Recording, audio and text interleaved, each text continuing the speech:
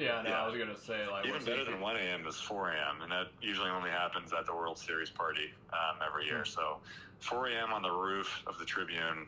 There's not a lot of better places to be, and that's why I try to come back when I can to help out with the series. I didn't make it down this year, but yeah, it's a unique aspect of the Tribune, and yeah, something that I always look forward to doing. Yeah. Oh, go ahead, Trey. Yeah, no, I was just gonna say, was Matt Barney confused with watching a Dude Perfect video by chance? Because that's what it reminds me of. Yeah, maybe he was watching Dude Perfect, and I can't comprehend half the stuff they do. So honestly, I'm not a very good shooter, and I can't imagine that I ever shot basketball from outside the office. But yeah, we'll go with it. And Matt Barney, who listens to all these podcasts, by the way, he's a big fan of you, Trey. And the fact that you called him Matt Barney, he's gonna get a kick out of that. Barney. Did I call him? No. Trey did. Oh, okay. I was gonna say I don't think I've ever done that, so I would hope. I hope not. But shout out to Matt. I mean, if he listens to this, he was a great influence, and really credit him for helping me start. Yeah, and then I know I keep saying before we get into this, but dude, like I said, you're good with these answers. Pick a party at the Tribune that's your favorite: Australian Open or the World Series. Oh boy. Pick a specific year, just which party's your favorite: the Australian Open party or the World Series? Oh, definitely the World Series party. Yeah. I mean the Aussie Open party was always fun. Yeah. Especially when Cody Wint brought his brothers, which I think maybe still happens. But yeah, it still does. Yeah.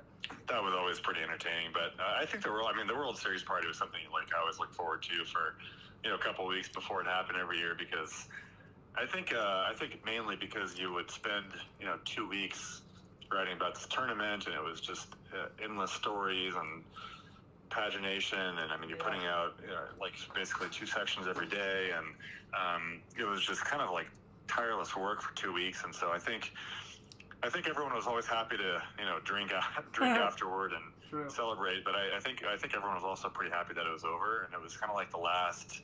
I kind of remember it as like the last big thing we would cover at the end of the high school season, college season, and that was kind of the last thing you'd cover before you really got to summer, and things kind of slowed down on the sports desk.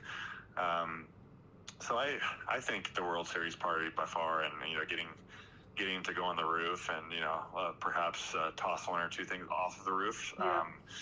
Again, I'm not sure I'm allowed to say that might be the thing that gets me canceled, but there were a few chairs that made it up there. I think the year before I came, there was a TV that made it up there that that's ended legendary. up on the ground, and maybe some beer bottles. I think we tried to throw some beer bottles into some chimneys, and again, I probably should stop talking right now, but if you want to cut that, you can. No, I'm joking. But yeah, I think that was always fun. And then I think you would get to 4 a.m., 5 a.m., and you're like, yeah, we should probably go home, but let's get breakfast first. So we'd always get breakfast somewhere in Lewiston.